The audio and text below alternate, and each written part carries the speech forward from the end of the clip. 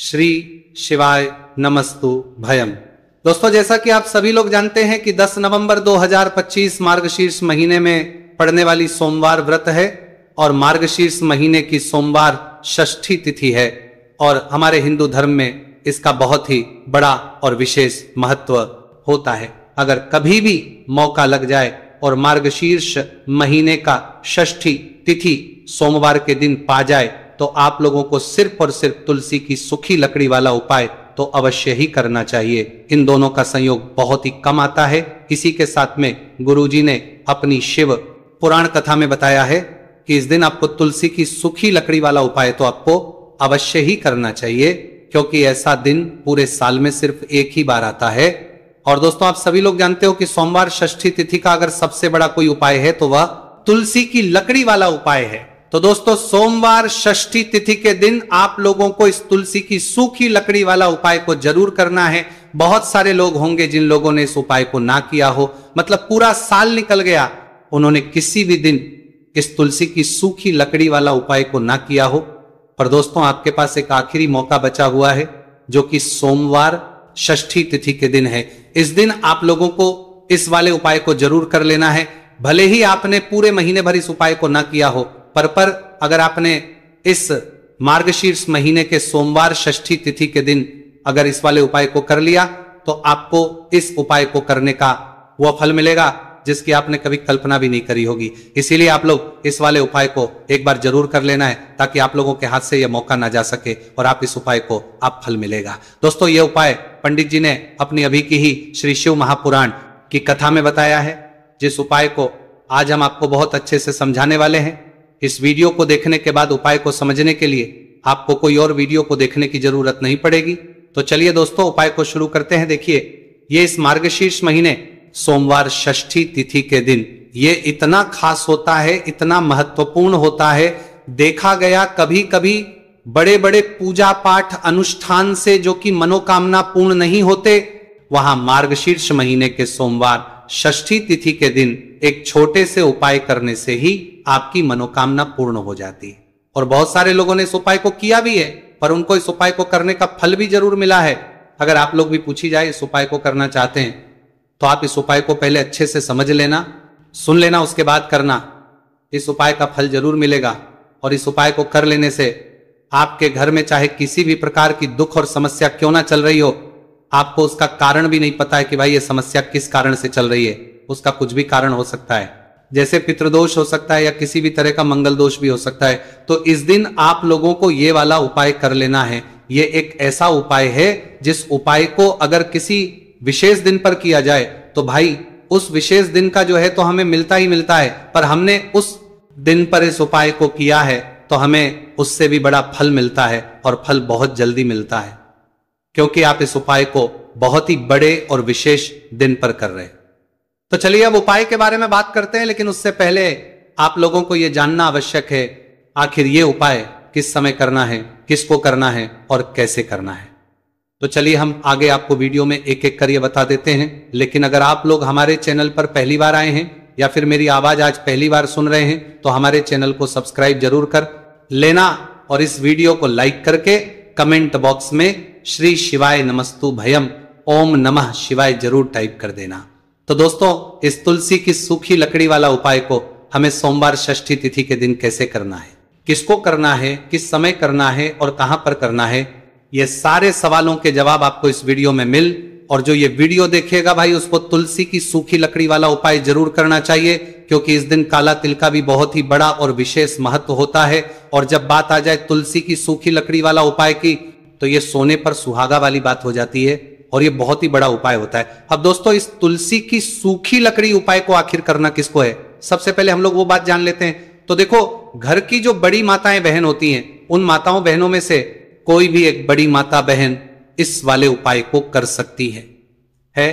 और दोस्तों, अगर आप चाहें तो अपने घर में से सभी सदस्यों को भी इस उपाय को करवा सकते हैं। अगर किसी व्यक्ति की खुद की कोई मनोकामना है, खुद की कोई दुख और परेशानी जो कि वो अपने लिए ही करना चाहता है इस वाले उपाय को, तो वो खुद अपने लिए भी कर सकता है। बाकी अगर कोई घर में से ऐसा है जो कि अपने पूरे घर परिवार के सुख और शांति के लिए ये वाला उपाय करना चाहता है तो भाई वो भी कर सकता है, हो सकता है उसमें भी कोई दिक्कत नहीं है। कहने का मतलब यह है कि इस उपाय को हर एक सदस्य भी कर सकता है और पूरे घर परिवार के सदस्य के लिए घर की बड़ी माताओं बहनों में से कोई एक माता बहन भी कर सकती है। माताएं बहनें अगर घर में उपस्थित ना हो या वह ये वाला उपाय ना कर पा रही हो तो फिर घर का कोई बड़ा सदस्य भी इस तुलसी की सूखी लकड़ी वाला उपाय को कर सकता है, चाहे फिर वह पुरुष ही क्यों ना हो, उसमें कोई दिक्कत वाली बात नहीं है। उसके बाद में दोस्तों जो अगला प्रश्न निकल कर आता है वो ये आता है इस उपाय को लेकर कि आखिर इस उपाय को हमें किस समय करना है, सुबह के समय करना है कि शाम के समय करना है।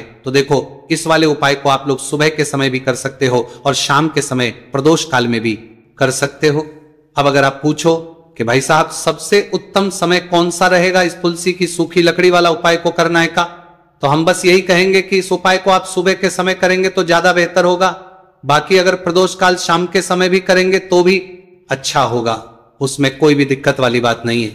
तो अब दोस्तों जो अगली सबसे बड़ी और महत्वपूर्ण बात आती है वो ये आती है कि सुबह अगर हम उपाय को करेंगे तो हमें कितने बजे से लेकर कितने बजे तक के बीच में करना है और शाम के समय प्रदोष काल में करेंगे तो हमें कितने बजे से लेकर कितने बजे के बीच में करना है। तो देखो सुबह जितनी जल्दी हो सके आप उपाय को करने की कोशिश करना। बाकी अगर किसी कारणवश लेट भी हो जाओ, थोड़ी देर भी हो जाए तो 10 या 11 बजे तक भी आप उपाय कर लेना, पर 12:00 बजे से ज्यादा देरी ना हो, ठीक है, इस बात का ध्यान रखना।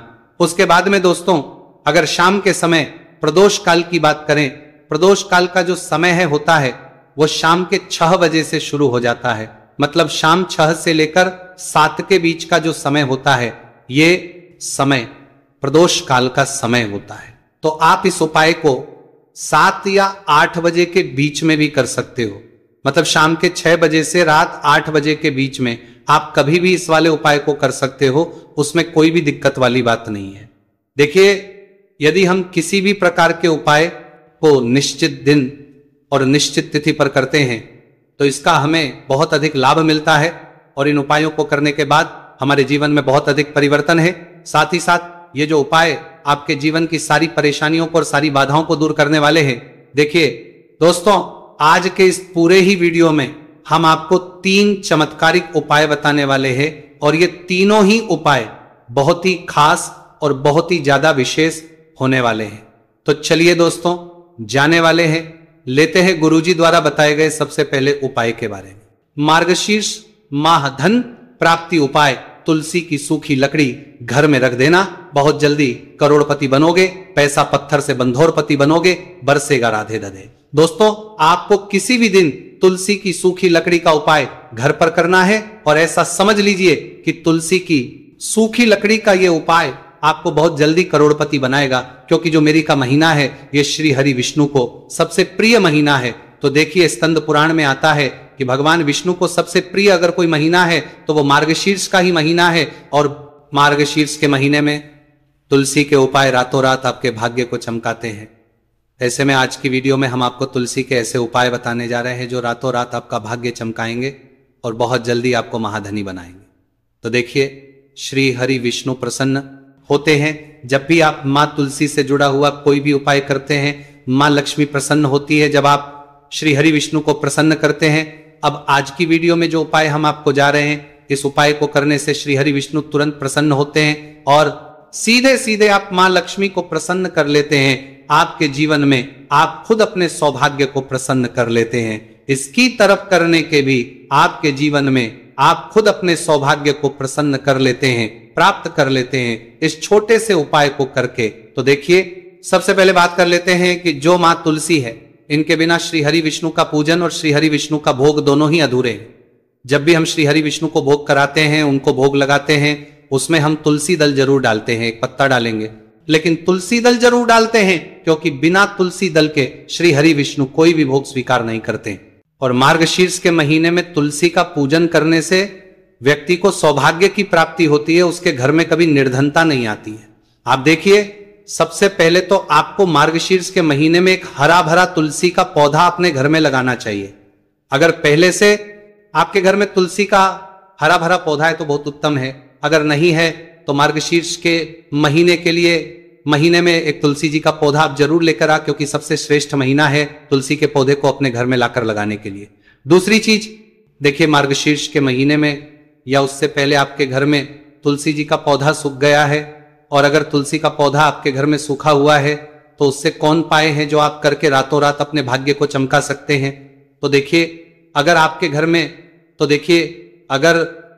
में तुलसी जी का सूखा हुआ पौधा है, इसमें आपको हरे भरे पौधे से उपाय नहीं करना। आपके घर में तुलसी जी का अगर सूखा हुआ पौधा है, उसी से आप उपाय करेंगे, इस चीज का ध्यान रखेंगे। तो देखिए, अगर तुलसी जी का पौधा सूख गया है तो आपको क्या करना है, छोटी छोटी टहनियां लेनी है, गिन करके 7 टहनियां, ठीक है ना। कितनी टहनियां लेंगे? 7 टहनियां लेंगे। थोड़ा सा मौली धागा आपको लेना है और 7 तुलसी की सूखी लकड़ी को एक के अपने अंदर एक यानी गट्ठा टाइप का बनाना है और उसको बांध देना है, ठीक है ना। सारी तुलसी की लकड़ियों को इकट्ठा करना है और मौली धागे से बांध देना है। बांध देंगे कलावा लपेट कर। अब आपको क्या करना है, रोली का, इस तुलसी की सूखी लकड़ी पर आपको करना है रोली का तिलक करेंगे। अगर चंदन है तो थोड़ा सा चंदन लगा दीजिए। अब ये तुलसी की जो सूखी लकड़ी है, ये आपको थोड़ी देर अपने घर के मंदिर में रखनी है श्री हरि विष्णु के सामने, और एक देसी घी का दीपक आपको श्री हरि विष्णु के सामने लगाना है। दीपक गोल बाती का लगाएंगे और उसमें एक चुटकी पिसी हुई हल्दी डाल देंगे, ठीक है ना। श्री हरि विष्णु को हल्दी बहुत प्रिय दीपक लगा देंगे। थोड़ी देर बाद जो तुलसी की लकड़ियां हैं उनको ऐसे ही रखा रहने देंगे, तिलक कर देंगे।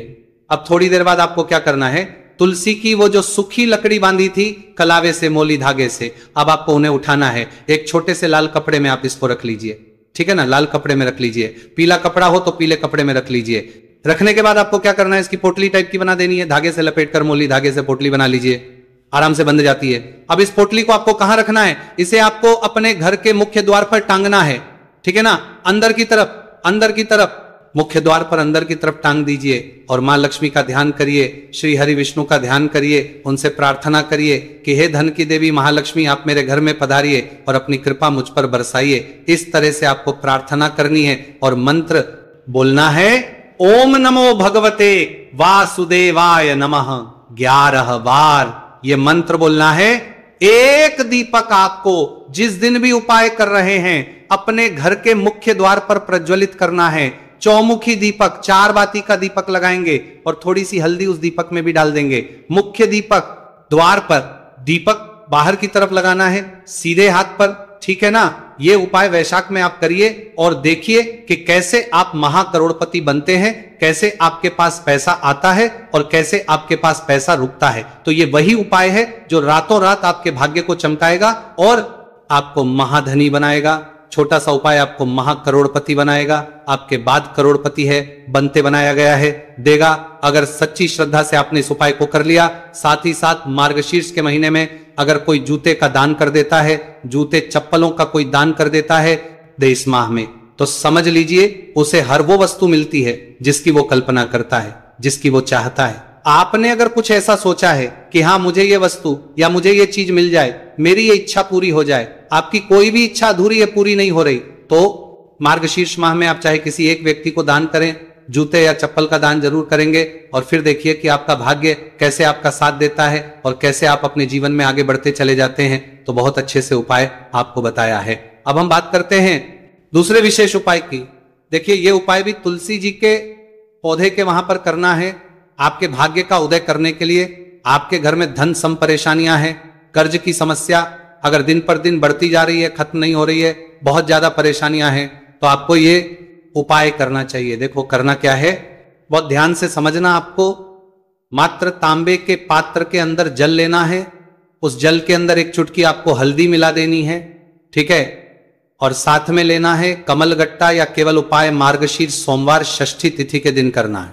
अगर आपको ऐसा लगता है कि आपके जीवन में अष्टलक्ष्मी का वास नहीं है, भाग्य का साथ आपको नहीं मिल पा रहा है, तो आप ये उपाय शनिवार के दिन कर सकते हैं, सोमवार षष्ठी तिथि के दिन भी कर सकते हैं, ठीक है। शनिवार सोमवार दोनों दिन आप ये उपाय कर सकते हैं। देखो करना क्या है, इस जल के पात्र के अंदर हल्दी डाली और एक कमलगट्टा डाला। अब आपको तुलसी जी के वहां पर जाना है।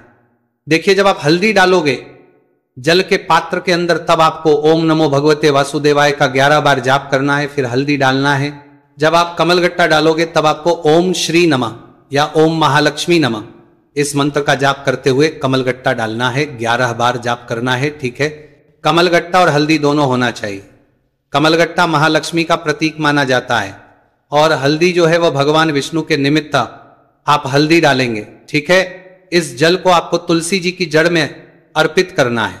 अर्पित करना है ओम नमो भगवते वासुदेवा का जाप करते हुए। बस इतना सा उपाय करना। धन संबंधी को कोई भी परेशानियां हैं वह सब दूर हो, ऐसी आपको प्रार्थना करनी है। कर्ज से जुड़ी कोई परेशानी हो तो ऐसी प्रार्थना करनी है कि ये दूर हो जाए, ऐसी कामना करते हुए ये दूसरा प्यारा सा उपाय आपको करना है। तो देखो, आज दूसरा प्यारा सा उपाय करना है। ये हो गया उपाय जो कि आप सुबह से लेकर के शाम तक कर सकते हैं। षष्ठी तिथि सोमवार या शनिवार के दिन सिर्फ एक बार ही करना है। अब जो कमलगट्टे को आपको वहीं पर तुलसी जी के वहां पर रखे रहने देना है, आपको उठाना नहीं है। वो कमलगट्टा चाहे तो आप तुलसी जी के वहीं पर गांठ दें, ठीक है, तो भी चलेगा। तो इस प्रकार से आपको ये सुंदर सा उपाय करना है। अब हम बात करते हैं तीसरे उपाय की। ध्यान ना रखना, ये जो दूसरा उपाय है ये आपको आपके घर में ही करना है, बाहर कहीं पर भी करके आना। ठीक है, घर में अगर तुलसी जी हो तो ही आप ये उपाय कर सकते हैं। अब आपको क्या करना है, भगवान शिव के मंदिर में जाएंगे, जो एक बेलपत्र है वो माता अशोक सुंदर वाले स्थान पर आपको अर्पित करना है। डंडे का हिस्सा जलाधारी की तरफ हो चाहिए, उस प्रकार से आपको यह बेलपत्र अर्पित करना है। जब बेलपत्र अर्पित करोगे तब आपको कुंदकेश्वर महादेव का नाम लेना है, माता अशोक सुंदरी वाले स्थान पर। ठीक है, आप जो चावल के दाने हैं, जो अक्षत लेकर आए हैं, वो भगवान शिव के शिवलिंग पर आपको अर्पित करना है। जब आप अर्पित करोगे तब आपको बृहस्पति शबर महादेव का नाम लेना है। बृहस्पति शबर महादेव ही एक ऐसे महादेव है जो आपके गुरु ग्रह को मजबूत करता है। तो आपको इस प्रकार से अर्पित करना है और अंत में एक लोटा जल धीरे धीरे पतले दरा से बृहस्पति शबर महादेव का स्मरण करते हुए या श्री शिवाय नमस्तु भयम का जाप करते हुए आप अर्पित करें। यह केवल और केवल सोमवार षष्ठी तिथि के दिन किया जाता है और यह उपाय बहुत ही ज्यादा प्रभावशाली है। ध्यान रखना, हल्दी का उपयोग मत करना, चावल में पीला करना है। चावल को तो पीला चंदन ही होना चाहिए। ठीक है, अब ये जो उपाय जो भी करता है निश्चित तौर पर उसके जीवन के सारे अंधकार दूर होते ही होते हैं, उसको सफलता भी मिलती है, बृहस्पति मजबूत होते हैं, किस्मत का साथ उसको मिलने लगता है। ये उपाय प्रदोष काल के समय करते हैं तो और लाभकारी सिद्ध होता है। तो दोस्तों, ये थे पूज्य गुरुजी द्वारा बताए गए कुछ बहुत ही खास उपाय। अगर आपको जानकारी अच्छी लगी हो तो वीडियो लाइक करिएगा। मिलते हैं फिर एक नए वीडियो के साथ। श्री शिवाय नमस्तु भयम।